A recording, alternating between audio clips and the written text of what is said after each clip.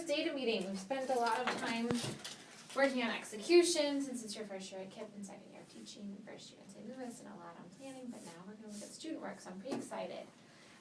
So let me find my little thing. So today we're gonna look into these thesis statements. And so for this task in particular, what would be an exemplary thesis statement? Thinking back to the community service one. I think definitely the exemplars were ones that were qualified stanzas, so it wasn't just like it should be mandatory, it should not be legal. They gave their reasons why, and they expressed like what the limit to like mandatory should be or what exception should look like. Nice. So what would be one example of something a kid could say? Although studies show that if students aren't ready to do community service, it could have some negative long-term effects. The benefits to the community and to the student outweigh the, well, I don't know, I don't like that. Maybe students could say, Do you take a minute to write it down? Is that helpful? Yeah, that would help. Oh, you got a pen. Write down an exemplar so we can read ourselves in that, and then we'll compare our student work to that. Okay.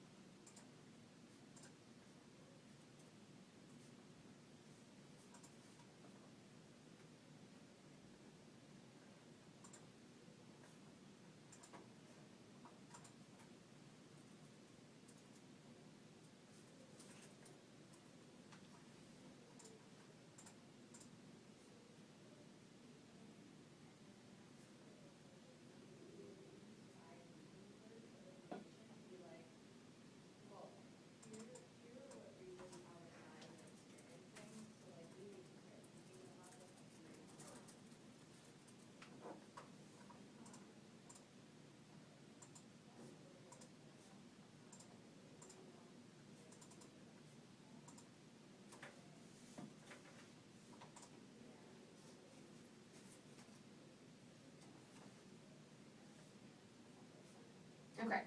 Here's an example. Although many schools that require students to have community service hours to graduate may be well-intentioned, they miss the mark in assuming that all students have access to meaningful volunteer opportunities and stray too far from academic outcomes and goals. Therefore, community service should not be mandatory, so that we are taking a clear stance.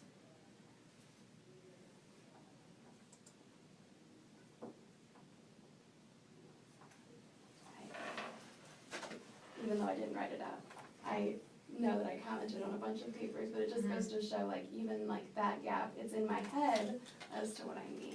Awesome. So what are the key things that kids need to have an exemplary thesis statement, or an exemplary qualified thesis statement? They need that clear stance. They need to, I struggle with like they need to acknowledge the other side because obviously we want those qualified positions. But I think that when we tried to say, be like, we need a they say, I say, in previous units, students just ended up accidentally like not taking a clear stance by the end. So while I think that yes, would be like 100% perfect thesis statement, you acknowledge the other side. I struggle with like whether or not I tell students you have to include this in order for it to be perfect. I think it depends on the frame. So when I was looking at this assignment and your exemplar and your lesson plan, you gave them 3 options. You gave them the option to write a thesis statement that defends mandatory community service and one that is a qualified stance and one that supports. And so you gave them all 3 options, and so I think it depends on what you give them as the option. Okay. But if you do, so like maybe in the future you specify if you just want it to be a qualified one, whether it is or not. Okay.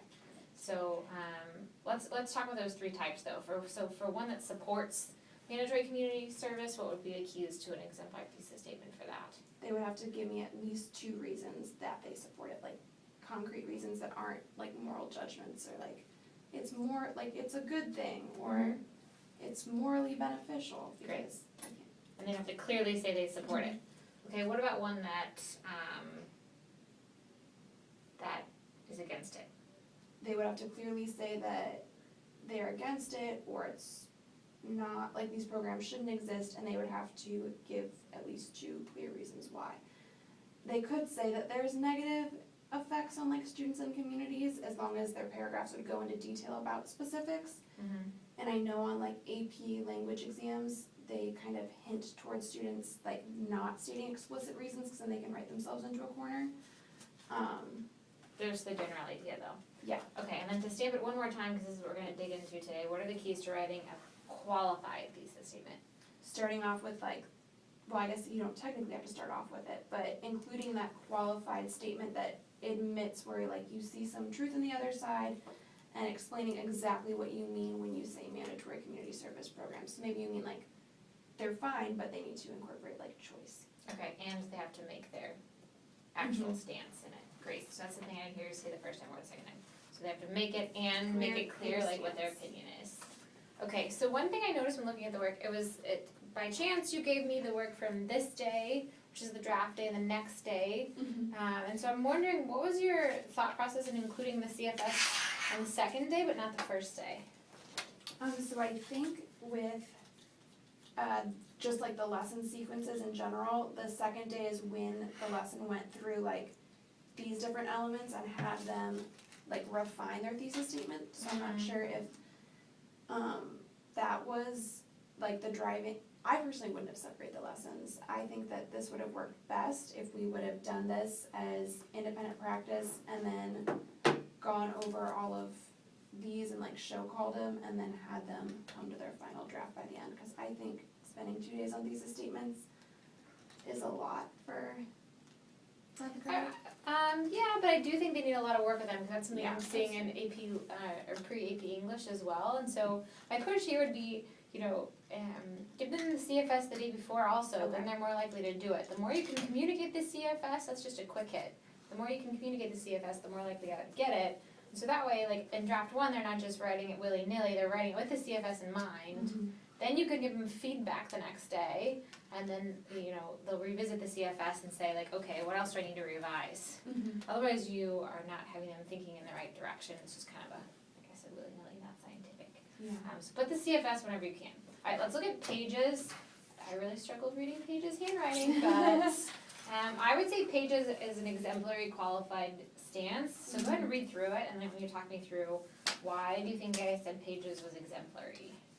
So, community service is a stationary, I'm just going to skip to although, because I think that's where it starts. Although community service builds character while supporting the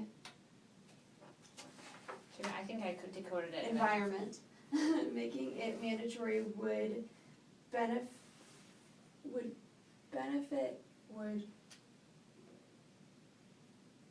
something these benefits. Let me try to read it out. Okay. See. Said although community service builds character while supporting the environment, making it mandatory would blindside to these benefits due to the fact that students will be unwilling to do it most of the time and lack personal transportation. Okay, I agree that is definitely, it's much easier when she types it, but. Yes, so why is that an exemplary qualified stance? So she ultimately states her stance, saying that like those benefits aren't worth it, but she does admit that those benefits do exist. So it shows like, I'm not saying community service is a bad thing, but these programs aren't looking at the full picture. She names specifically that students will be unwilling to do it, and then she also names the personal transportation as her second reason, and I noticed that she actually put like little numbers in, and I'm not sure if the numbers are her sources that she's going to reference or her paragraphs that she's thinking about, but I don't know, her handwriting is atrocious though. Okay, yes. Great. So she identifies the counterpoint while still maintaining a clear position. So let's look at some other samples of students. I pulled out 2, 3 more of kiddos who tried to write a qualified stance. So what is the gap and if we're attacking qualified stances between these student work samples and what Paige gave you and what you named as exemplary. Community service might have its benefits and perks, also its flaws and unintended consequences. We know that if teenagers think that if something is controlling, they will rebel at all costs. However, community service could be a good thing for a person's character skills. Say if you're a non-social person, this can help you interact with others. When these children are adults, they will need these skills for their jobs. No clear stance. And it lacks like the confidence of Pages, which is like she clearly knows what she's gonna say. Although community service has benefits like increasing future opportunities, the mandatory community service doesn't grab kids' interest, and most kids can't provide transportation or have extracurricular activities, won't be able to leave, but then she leaves off like whether or not it should be mandatory or not. So no clear stance. Mandatory community service programs are beneficial in that they help build social and character skills and look good on resumes, although it doesn't educationally help people, or people do not have a ride or time for it, but it does lack a clear stance. Right, so in the case of all three of these, they gave information with both sides, but what are they lacking? They're lacking a clear stance, or like what they ultimately want us to think. Great, and so I think that we have a gap here, so the gap to close is students are not writing strong thesis statements because they don't understand what a qualified stance is. I agree. It's more complex than what they're used to.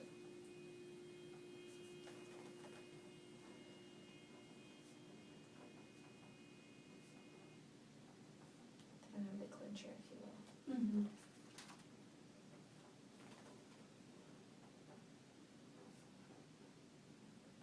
I noticed a lot of like tentative language too, like they could or. No conviction, like you said. Okay, so, and looking at your quarterly plan, I'm trying to think about when it makes sense to reteach this, how to write a quality qualified stance. And I think it makes sense either to do it like on this day when you're having them write their introductory paragraphs, or as a part of your Unit 6 plan when you're having them do their independent research. What do you think is a better fit? I'm writing, I think that it probably makes sense to do,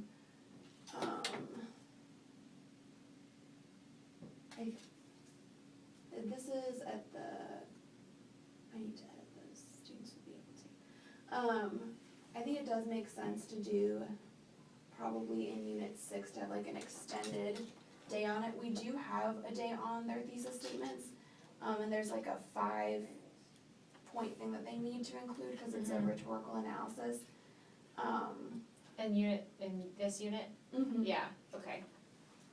I think it'll probably apply best in Unit 6 because they're doing analysis with this essay. I'm not sure I would agree. how argumentative it is. Yeah, I would agree. I think since they're doing rhetorical analysis, they haven't yet written a qualified stance in Schulte's class when doing rhetorical analysis, so let's punt it to Unit 6.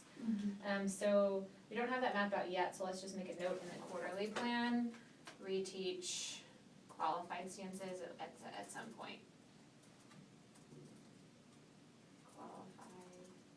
Type qualified stances, great.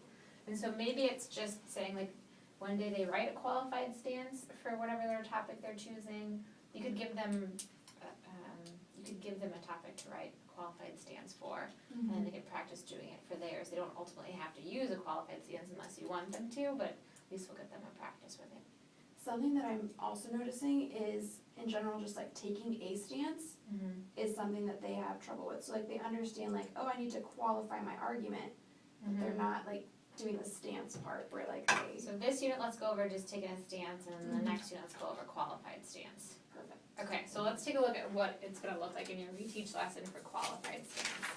So I think since we have a clear exemplar, I'm gonna have to type this because it's atrocious, but since you have a clear exemplar of a qualified stance from Paige, and because you have one that's like, I think, for me, I thought this one was the clearest one. Yeah. And you have a clear, almost there, and clearly shows the gap of it got the information but doesn't take a stance. I think you should do a guided discourse. So before you do a guided discourse on, which one is the exemplary qualified stance and which one isn't, what information do you need students to know about qualified stances before they talk? Generally that they acknowledge the other side of the argument, that they ultimately take a clear stance and they name the reasons for their positions. Great, so go ahead and, I think there's room in the back of the paper if you wanna write those 3 things.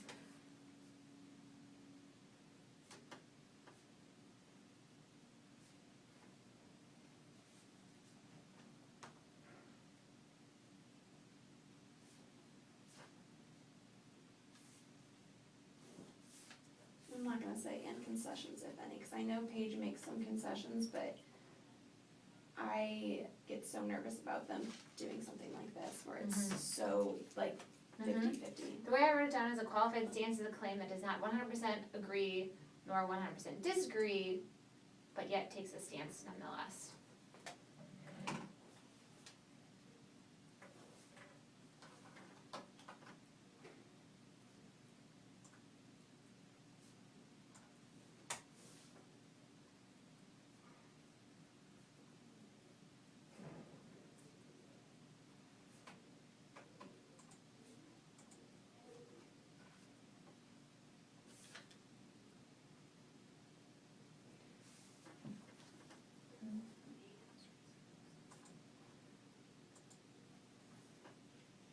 Great, so what are the things you're gonna communicate?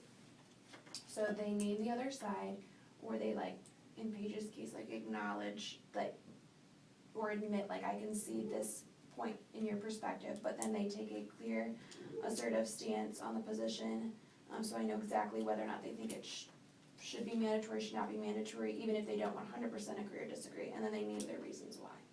Great, okay.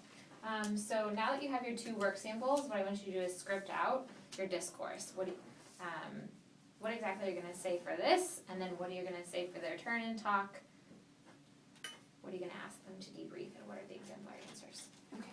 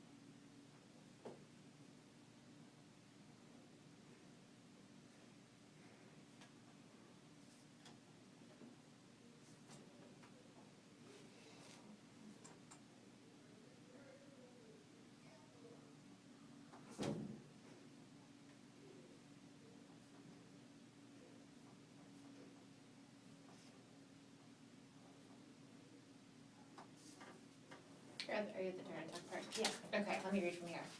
You're a beast. I can't believe you got half a lesson plan done right there. I know. You really just gotta have a lesson plan done in 5 minutes. Okay. Shows you what you're capable of if under pressure. Gotta be faster.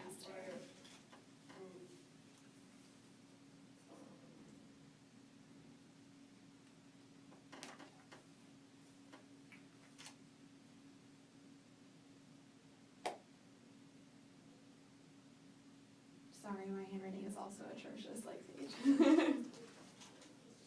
The only this is perfect. The only adjustment I would say is like one common mistake we make in our school is that we ask for information during the time when we're like reteaching something or like modeling it, and so this is not an appropriate place for input. I would say tell them the 3 things here because this is something you're reteaching. So if you ask it, they're not gonna know because that's why we're reteaching it. Okay. So for this, I would just say, remember, we've talked about this before, but the 3 things we're looking for, da da da da da.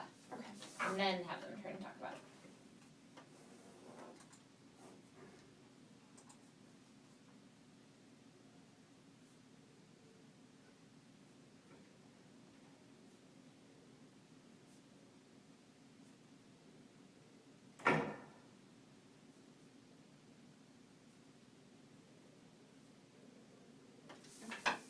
Great, let's go ahead and run through it one time with your script. And make sure you skip. A qualified stance allows us to acknowledge valid points in the counter-argument and points of common ground, but it still takes an assertive stance one way or the other Good emphasis. on the position and names 2 reasons why they take the position that they do. Compare these 2 thesis statements, both which attempt to take a qualified stance. Compare thesis A and B with your table partner to decide which thesis is stronger and why, based on the 3 elements we need to see in a strong qualified thesis.